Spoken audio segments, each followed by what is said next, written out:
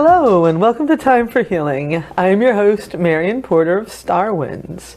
Time for Healing features Connecticut's leading healers in a unique educational show. My goal is to provide the viewer with a working knowledge of a wide variety of healing modalities. First, we will learn all about the particular healing, and then I will receive the healing live on camera.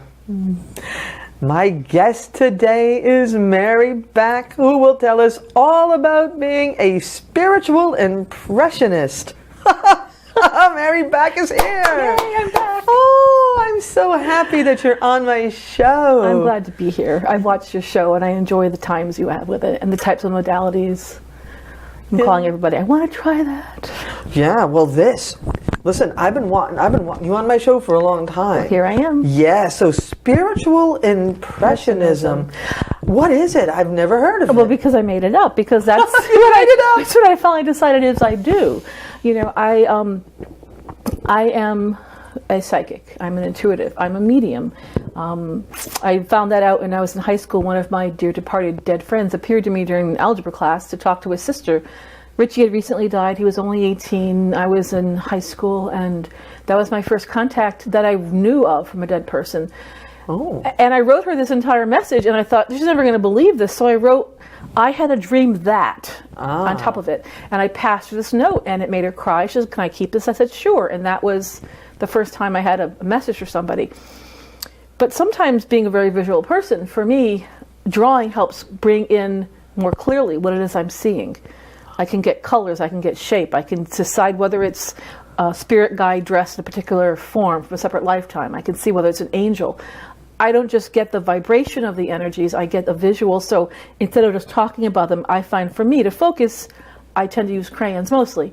You know, I have done angels in painting and other spirits and all, but so basically what I do now is when people come for a reading, I'll do the reading, but I'm also drawing as I go, and they take the pictures home, which for me just made sense, but for them it's become a very remarkable story where they post them in their houses, they put them in frames or on their refrigerators or in their offices, and those pictures mean something to them and continue to inspire them, and even later end up being, you know, if I've drawn a balcony overlooking the crystalline sea, and 6 months later they just come back from Italy, and that's exactly the picture off their balcony. Really? Yeah. People tell me. I don't know. I ask to be given the information that will bring comfort, joy, information maybe they're missing in their lives, what they need to hear next. When I go for a reading, I say, what am I missing? Really? Yes. So I just ask my guides to provide me with whatever it is the person needs. Chances are, if you're having a reading with me, you're supposed to have a reading with me because someone wants to talk to you. Wow. And it used to be a lot of the dear departed. And that was very important to me, having lost several friends in my life. Having access to a person, knowing when you say something that it really is a connection for that person is a very meaningful thing. But it's something I kind of keep quiet. I don't like to advertise that because that's the kind of thing that you don't want to be even possibly consider the fact that what you're doing is taking advantage of people who are in bereavement. Oh, yeah. So I don't, if they come up throughout a reading, I'll be happy to share messages from loved ones, but I would never presume to say that's what I do because there's just so much history of abuse in that area. Yeah. That I want to stay quite away from that.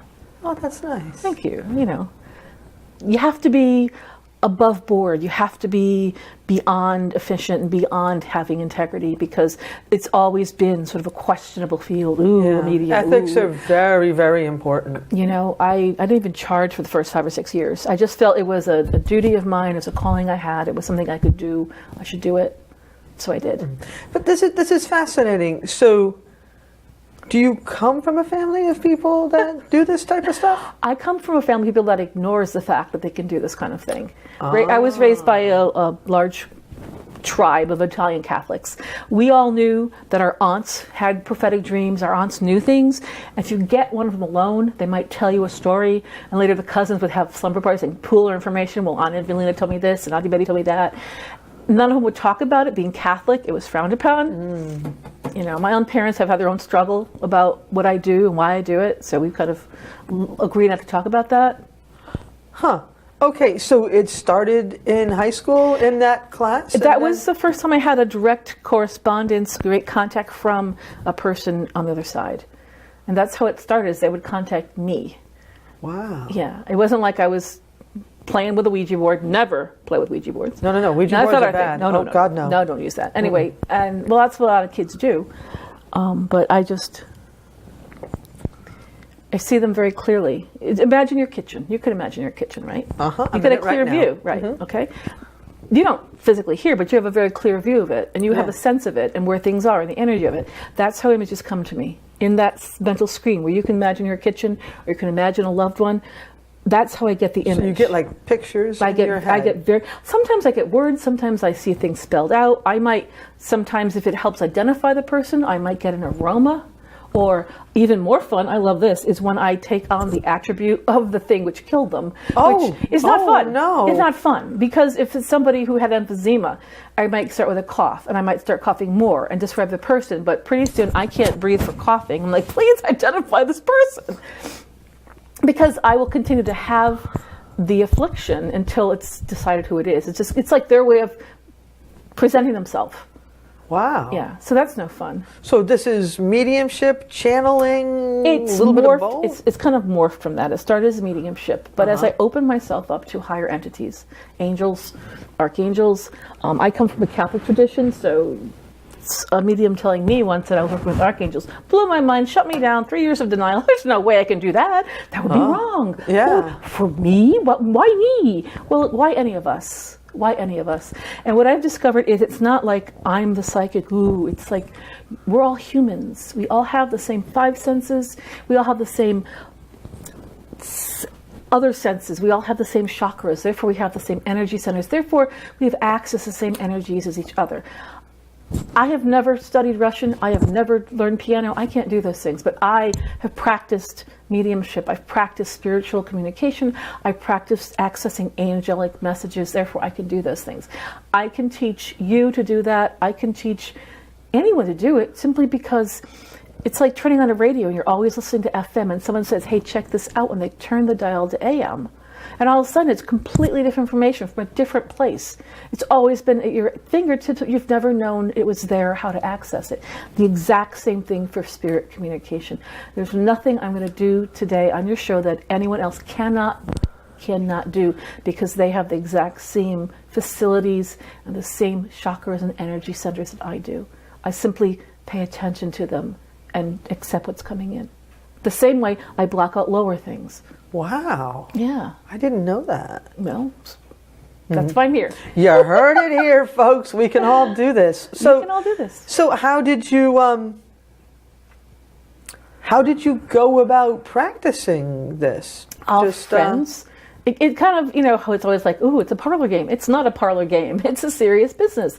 And I think that's why I started doing fairs in the mid-'80s, but I stopped after a while because I was opening up to helping people with messages, thinking, whatever they needed. And a lot of what I felt was coming through for them, their life's purpose, ways of healing themselves, ways of healing things in their family histories and their karma. But a lot of people want to know, but is my boyfriend coming back?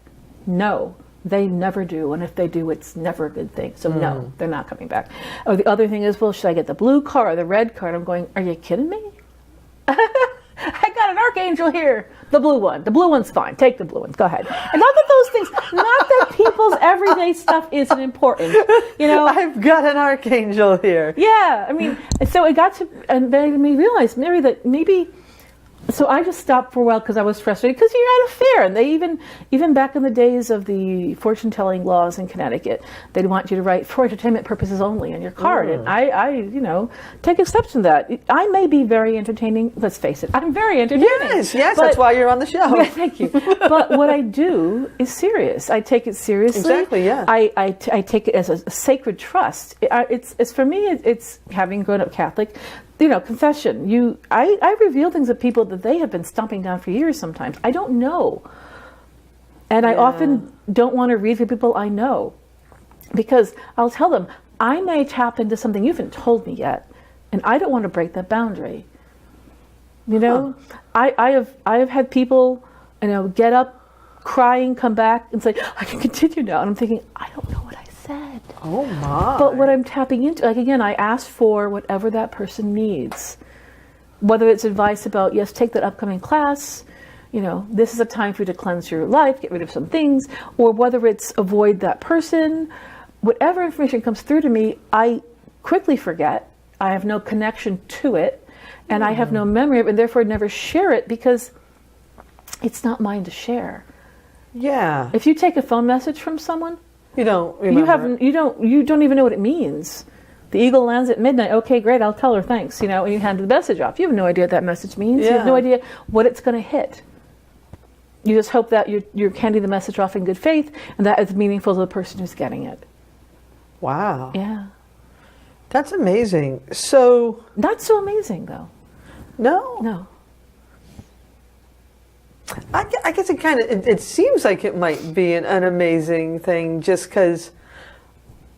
Turning on the water is an amazing thing. You're so used to doing it. It never occurs to you that when you're thirsty, you just put your glass under this metal thing and turn something, and fresh, clean water falls out into your glass. It's almost like that's a given that's going to happen. It's a miracle. It's magic. It's witchcraft. It's a technology that if you don't understand it, it seems mysterious. And if you do understand it, it's not mysterious. It's just a matter of bringing the technology of other dimensions into the third dimensional world. That's all.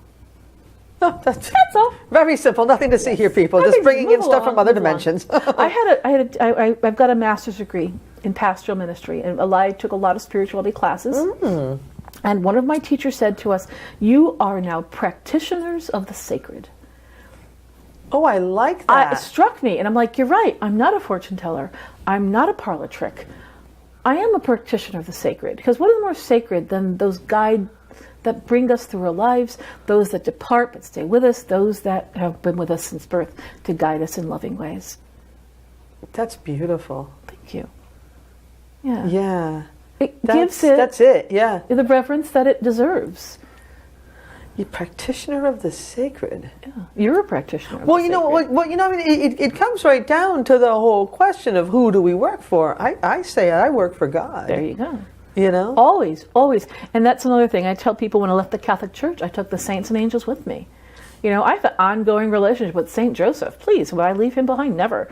I've got Mary, I've got the Holy Family, I got the whole works. I still, these are the saints that I've always prayed to. They're the ones I still talk to. Only difference is I'm hearing back from them. I'm able to access their wisdom and feel their loving kindness in my life and to share that with others when it's acceptable.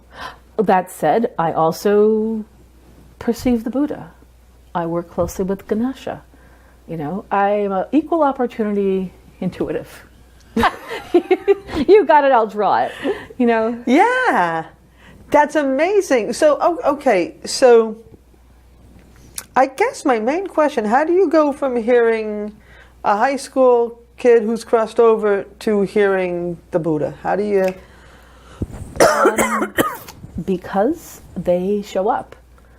They show up. The Buddha was... I'm new at this too. I'm blown away by some of the things I get. I'm impressed. I remember distinctly, it was a gallery reading, Jackie Nancy's, and friends of ours. And I had an image, and I drew a very small little Buddha in this orange color. And I said, there's a small monk here. There's a small monk. And the information I was getting from the small monk was very simple, but very profound. And I'm like, the little monk, is a little monk here. And as I connected with the image that I was drawing, it blossomed and it widened and expanded until I realized that this presentation of the little monk was actually Buddha, who was himself a little monk. It's true. So sometimes I had a very, very, very powerful dream once, and it was a man. He was red. He had wings, and I was like, a red bird man. I dreamt about a red bird man, and I kept going on about why did I dream about a red bird man? And a friend of mine said, "Mary, you mean an angel?" Wow. Yeah, it was a red bird man.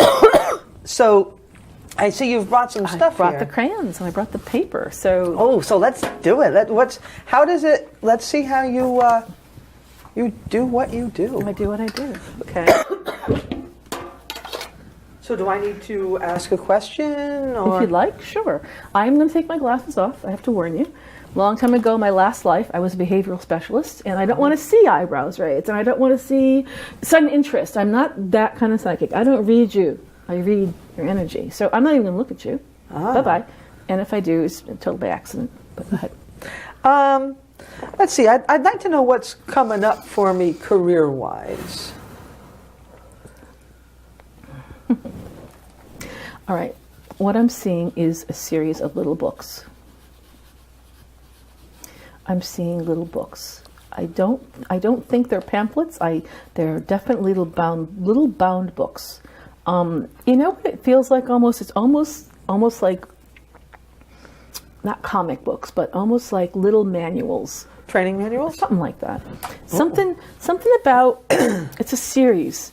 They're easy to pick up, easy to read. There's plenty of room in them, almost like they're made on brown paper, like paper bags. You know, they're like pen and ink sketches and little sayings in them, but they're very profound. And it feels as though you have a series of these that you're putting together, putting out, making available. Me? It feels as though, that there is something there for you to present. Oh, cool. Okay, so that's something, I don't know if you doodle. Is doodling something you like to do? I haven't done it in a long time. Right, but you have, and it feels like something you enjoy. Yeah. Yeah. I'm thinking your 7-year-old self is really kind of giggling, holding the pencil right now, because that's the age of, these things. There's a lot of green around them, so I feel like there's a lot of healing involved with them. Oh, wow. So they're feeling like something that's almost like you've already have them half written. Now it's like, these could be a book. Yeah. They feel like something, not only are they wise beyond their simplicity, but they also feel as though they're very comforting themselves to hold. Is this the stuff that some of my guides are trying to teach me and tell me about? You think it's coming from them? My friend, I got this guide working with me, Jun Lee Sat. Is this his name all over it? It's got your name all over it, Marion. Oh. But I think it's coming from someplace beyond you, through you. Cool. Yeah, there's at least 3 for now. There could be something else you expand into. All right. That's neat. Yeah, it's kind of nice. Yeah, but my job at my day job, Your day job, my insurance job. Your job. What's going on there? I'm looking for some change. Some change. There. Yeah, it's feeling like change coming. Here's something. Ooh, what are you drawing? Oh, this is that purple angel standing behind you. We'll get Oh, hey. What are you drawing? Oh, just the angel standing behind you. If you really want to talk about your day job, we can do that. But no, we'll That's talk fine. about what's coming up. Your day job, no, here, don't. Oh, day jobs are very important. You because got an archangel. I don't want to talk about the blue or red car. We got the blue car. Always a blue car. No, here's what I want you to do at work. I want you to be able to take on any position that is available around you and to feel comfortable with everything that goes on around you. Does that make any sense to you? Yeah. Does that make any sense to me? Okay, so it feels like I want you to have like that box of stuff. You can be on this desk doing this job. You move your box of stuff to this job. You can do that desk doing that job. But I feel like your box of stuff is packed and ready to go. You're ready to leave. You can leave now right away. You can pick up and move across the hall and do that job. It feels as though you are undergoing a series of changes, that one change and the next and the next and the next. And it's almost as though you have to have all those changes, realize how done you are before the next change. It feels as though one big change is almost too much for you to handle at one time, and then you need to have a series of smaller changes that leads you to completion of this particular karma with this particular group of people. Yeah, it is as simple as me picking up my stuff and going across the hall. Yeah. The hall down the hallway a little bit. That's what I'm looking to do. Feels like it. Feels like, too, that, and when the day came, you just pick up your box and leave, and you're done. And that would be any long lingering, when it's time to walk on, you will. And you won't feel a sense of having, everything needs your box. You got your stapler, your pictures, your little plant, your toy. You got them there, and that's all you need. You've taken all you need from this job. And you've given, more importantly, you've given everything you have to give to this particular. Not that they've drained life out of you, but you have worked to the point where you've given as much as you are required to before formally being done and can move on to the next big thing. But cool. So we've got the big purple angel got behind this, me. so far, yes. So far, this is what you have. A lot of times people don't see it to the end. You'll hear here's your little pamphlet books. I want to say chapbooks only. They're like little, I think you're going to make them yourself. You're going to sew them shut with that green binding thread you have, and you're going to have them like a paper bags.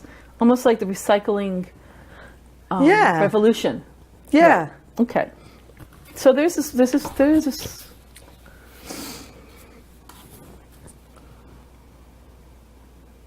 particularly large angel with you. There's a sort of wonderful, serene, smiling sort of wisdom.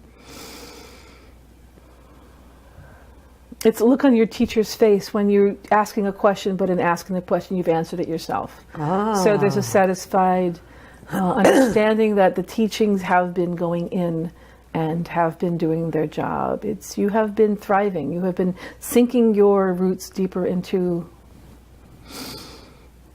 the mythology of healing. Yeah. You've been growing with them. I don't think you realize exactly how much you've grown. You need to stop and look around at where you are to see where you have come to roost. I feel as though you are a bit higher than you believe you are.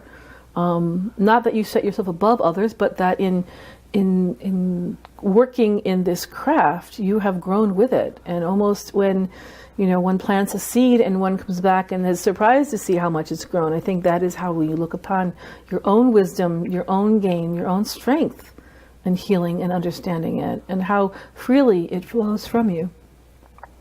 Huh.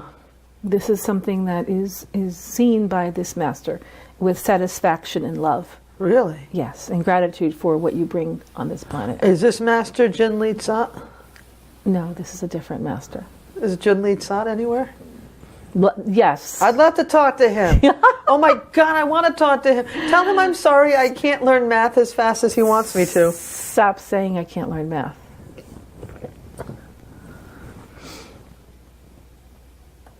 Okay. But he wants me to learn math. No, you don't.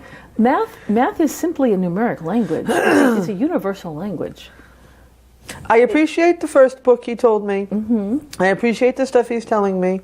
But this book now, The Physics of Consciousness, mud on. Okay. I'm trying though. Does he know I'm trying? Does he hear me talk to him? Yeah. Oh, Marion, you're adorable. Yes. I love him. He's awesome. When you call them and you feel that necessary connection, yeah, they're there. And when you speak to them, yes, they're there. It comes to you, though, the listening part, the receiving part. You feel, I think, sometimes too overwhelmed, as if, what do you want to say to me? How could he... Well, yes, of all the beings in time and space, yeah, I'm the one he chooses to teach math. Yeah, because I'm the one they talk to. Why me? Because I finally came to this myself, and I'll tell you the secret is, I finally last summer came out of the archangel closet. I said, if the archangels are here to talk to me, and I chose this life, then I must have chosen this. So stop denying it and get on with it. Bring it on. All right. I know you were raised like I was. Yes. You were raised in a family where the girls were there to serve and be quiet, mm-hmm. and take things away and mop up messes and produce errors and just be quiet. So, of course, the idea of someone honoring you with this divine information or the magnitude of healing that you can share, it overwhelms us. Me? How can I? Healing I can do. Coming up with a mathematical equation of a prayer, that's hard. And that's what they want me to do. If you insist. Oh, I see what you did there.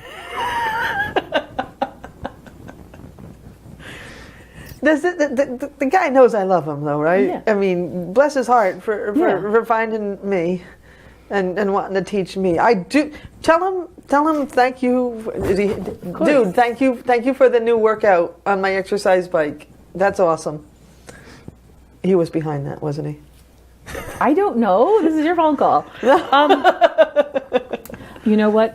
If you feel the energy of your guide behind something, chances are the guide is there. Chances are the intuition that is true has been given to you, not questioning from you. Yeah, there's also that small. Okay, but next there is a small woman here. Yeah. And she wants to, she's chiding you. She's saying, Marion,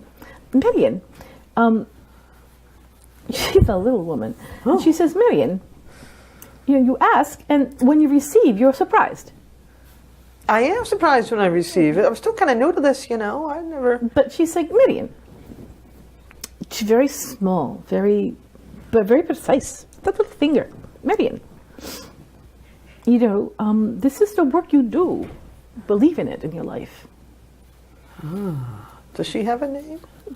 Names. I like names. Well, here's something I need to tell you. Names give us a certain ability to say, this is a named person, and it has this much space it takes up, it's this high, she looks like this, and it gives us qualifications and quantities that we can measure and observe and feel safe containing. Yeah. I have to let you know that the wideness of the energy field I'm working in with you, there is such vastness to it. To presume to give a name to one chunk of it is to call into question just that patch of sky. What would you call it? It's sky. Yeah. Oh, wow. Oh, wow. That just kind of blew my mind a bit. It's what they tell me. They know. I dig them. They've been working with me for a long time, and I love them. God bless them. Yeah, God bless you. And that's where the wisdom comes from, is we are, as three-dimensional beings, we like to name things, recognize them, see what's coming, know everything about them. The first thing you say to people, hey, what's your name? What do you do? We got a handle on this person. Oh, you're a teacher. Oh, you're a forest fighter, forest fire fighter. You're a doctor. You want a handle on what they do so you can understand it and plug them into the right life. What you have here is an amazing, immense, vast, extraordinarily grand and timeless array of energies that you can pull in and channel and send out as loving kindness, and send out in healing, and send out in compassion all the time. Wow. At all times. So we're just about near the end of our show. I just want to make sure. This was awesome. Thank you. And thank you everybody for being here. But is there any last things you want to get out? We're down to like our last couple of seconds. Anything we left out about what you do? No, this is them. Okay, here. Fear not. Fear not. In a world and a time where fear is the first choice of many people's, fear not. Pass over the fear. Dig down deeper. Underneath is there's joy. There's gratitude and joy and forgiveness and love and love. That's and what love. they keep telling me. Because it's so true. Fear and love. There are only fear and there's only love. If you feel fear, send out love instead. They keep telling me about joy. The Buddha said, the joy you is have the no word. cause for anything but joy and gratitude. Cool. I hang on that sometimes. I think we're going to let this show hang on that. Okay, then. Say that one last time. There is no cause for anything but joy and gratitude. All right. Thank you for being on my show. And thank you for hearing. Yes, and thank you for watching Time for Healing. We had a great time learning all about spiritual impressionism. Please join us next time when we learn about another incredible healing modality. See you next time.